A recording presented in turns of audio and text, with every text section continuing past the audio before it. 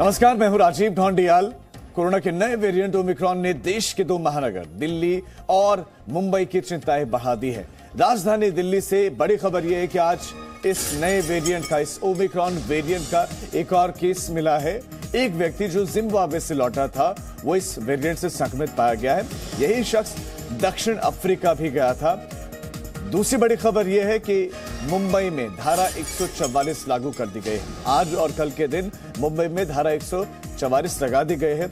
महाराष्ट्र में अब तक नए वेरिएंट के 17 केसेस मिल चुके हैं, जिसके बाद मुंबई में एहतियातन 2 दिनों के लिए धारा 144 लगाए गए हैं। इस दौरान जुलूस, रैली, सभा, इन सब पर पाबंदी रहेगी। लेकिन सवाल यह है कि सिर्फ 2 दिनों के लिए क्यों, और सिर्फ धारा 144 क्यों, और 2 दिनों में क्या कोरोना के नया वेरिएंट रफ्तार कम कर देगा या इससे खत्म हो जाएगा, या सैटरडे संडे को देखते हुए बस एक ये लागू करना था और बताना था कि हमने कोई स्टेप लिया है, इसलिए ये किया गया है। दिल्ली में 2 केसेस हो चुके हैं टोटल।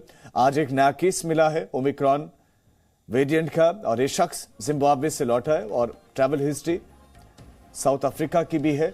और महाराष्ट्र की बात करें, मुंबई की बात करें, 7 नए केसेस के साथ कुल आंकड़ा पहुंच गया है 17। अब राज्यभर आप आंकड़ों को देखिए कि अब तक दिल्ली से 2 केसेस सामने आ चुके हैं, कर्नाटक से 2 केसेस अब तक मिल चुके हैं, कुल 5 राज्यों से केसेस आए हैं।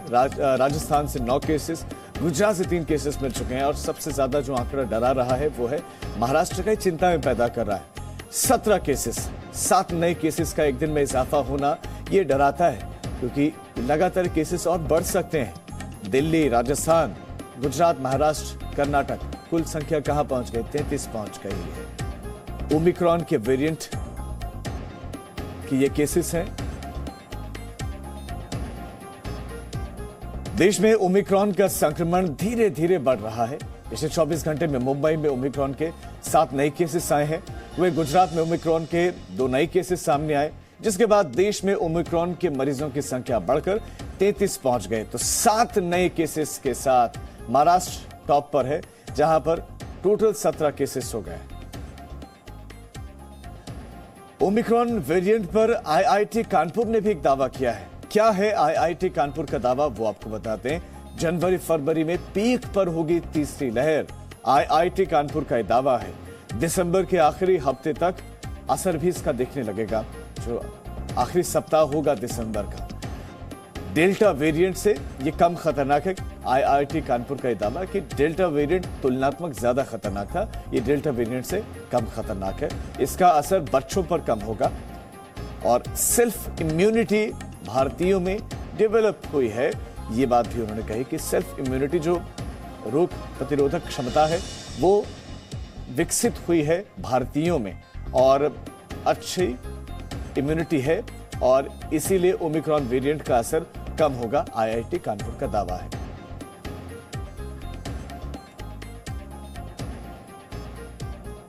और नेचुरल इम्यूनिटी को बाईपास ये नहीं कर रहा है, ये भी आईआईटी कानपुर ने दावा किया है।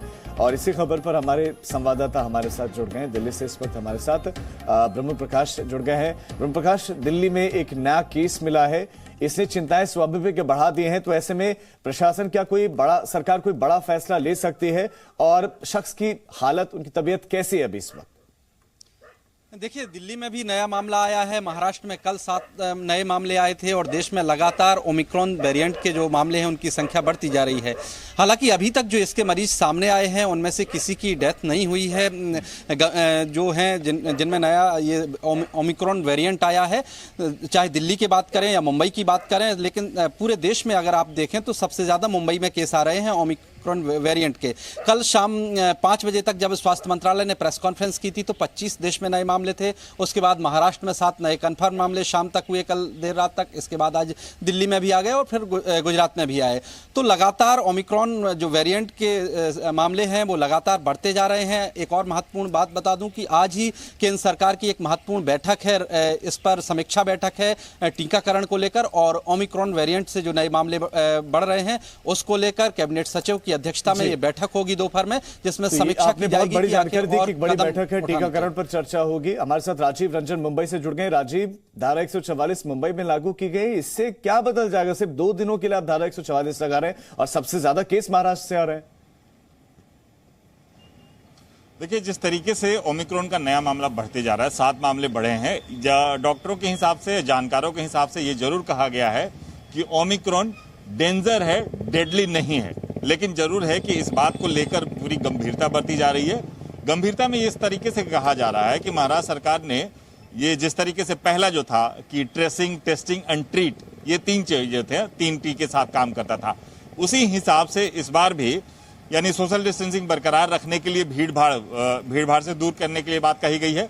लिहाजा इस बात के लिए ख्याल रखा गया है कि जिस तरीके से धारा 144 लागू किया जा रहा है, तो धारा 144 लागू करने का मकसद ही यही है कि लोग ज्यादा भीड़ न जुटाएं, लोग ज्यादा एक दूसरे के संपर्क में न आए। लिहाजा अगर एक दूसरे के संपर्क में नहीं आते हैं, खास करके वो लोग जिन्होंने सिंगल वैक्सीन लिया है या वैक्सीन के डोज लेने अभी उन्हें बाकी हैं, तो हो सकता है कि संक्रमण बढ़ सकता है। लेकिन जिन लोगों ने 2 डोज लिए हैं, वो हो सकता है कि इससे संक्रमण में ना आए, क्योंकि ये अभी अलग अलग टेस्ट, अलग अलग चीजें चल रही हैं।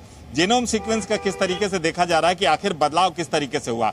अभी तक ये एक अच्छी बात कही जा सकती है कि ओमिक्रॉन के मामले जिन लोगों के पास आए हैं या जिन लोगों ओमिक्रॉन से संक्रमित हुए हैं, उनका कहीं कोई डेथ या इस तरह की बातें नहीं आई हैं। शुक्रिया आपका इस तमाम जानकारी के लिए। तो डेंजर है, खतरा नहीं। अब एक छोटे से ब्रेक का हमारा वक्त हो चला है, हम फौरन लौट रहे हैं। आप देखते रहिए जी news. Presenting B News app available on Google Play and App Store. Download it now.